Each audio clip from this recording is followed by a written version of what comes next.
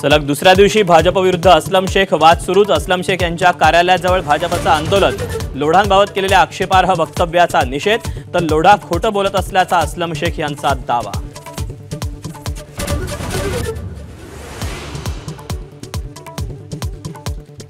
मंत्री पंकजा मुंडेंच्या पीएच्या डॉक्टर पत्नीची आत्महत्या। वरळीतील राहत्या घरी गौरी पालवेंनी घेतला गळफास। कौटुंबिक वादातून आत्महत्या झाल्याची प्राथमिक माहिती।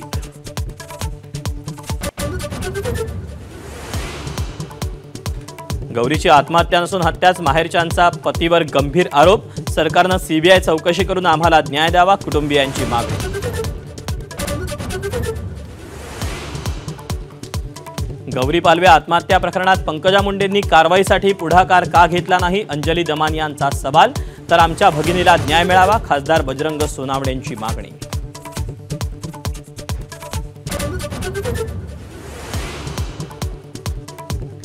आपल्याला पाडण्यासाठी भाजपची शेकापला मदत। विधानसभेची आठवण सांगत शहाजी बापूंचा हल्ला बोल।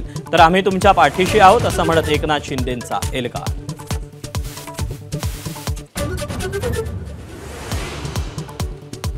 दुराव्याच्या चर्चांवर मुख्यमंत्री फडणवीसांचं एकनाथ शिंदेंचं स्पष्टीकरण।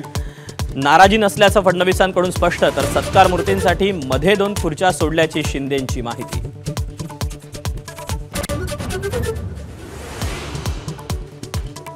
सुप्रीम कोर्टातील सुनावणीमुळे जिल्हा परिषदेच्या निवडणुका पुढे जाण्याची शक्यता। उपमुख्यमंत्री अजित पवारांचं वक्तव्य, तर सुप्रीम कोर्टाच्या निर्णयाकडे लक्ष असल्याची बावनकुळेंची माहिती।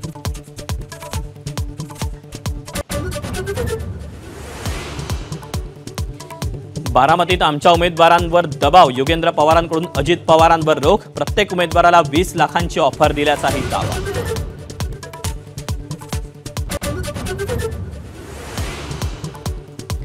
काँग्रेस आणि मनसेच्या युतीच्या भूमिकेवरून विजय वडेट्टीवारांचा यू-टर्न। काल मनसेसोबत युतीचे संकेत दिले, तर आज वक्तव्यावरून माघार घेतली।